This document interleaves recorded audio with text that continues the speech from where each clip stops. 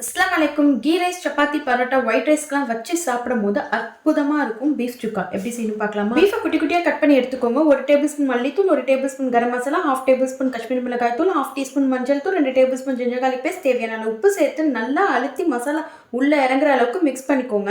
இப்போ ப்ரெஷர் குக்கர்ல மசாலாவோட பரட்டி வச்சிருந்த பீஃபை சேர்த்துக்கோங்க. ஒரு மீடியம் சைஸ் தக்காளி, 3/4 கப் தண்ணி, கொஞ்சமா ஆயில் சேர்த்து பீஃப் வேகிற அளவுக்கு விசில் விட்டு குக் பண்ணி எடுத்துக்கோங்க. இந்த கேப்ல பீஃப்க்கு தாளிக்க வேண்டிய பொருள்லாம் கட் பண்ணி எடுத்துக்கலாம். 5-6 காஞ்ச மிளகாய் எடுத்து உள்ள இருக்கிற சீட்ஸ் எல்லாம் ரிமூவ் பண்ணிட்டு குட்டி குட்டியா கட் பண்ணிக்கோங்க. உள்ள இருக்கிற சீட்ஸ் எல்லாம் ரிமூவ் பண்ணிட்டீங்கன்னா அந்த அளவுக்கு காரம் இருக்காது. அடுத்து 5-6 பல்லு பூண்டு, மஸ்ட் சின்ன வெங்காயம் யூஸ் பண்ணிக்கோங்க. டேஸ்ட் அருமையா இருக்கும்.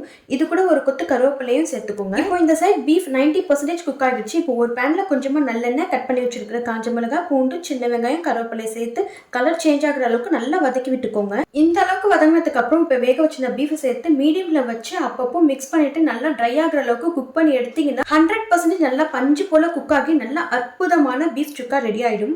கண்டிப்பா ட்ரை பண்ணி பாருங்க. பிடிச்சிருந்தா லைக் பண்ணிக்கோங்க. மறக்காம ஷாஸ் கிச்சனை சப்ஸ்கிரைப் பண்ணிக்கோங்க.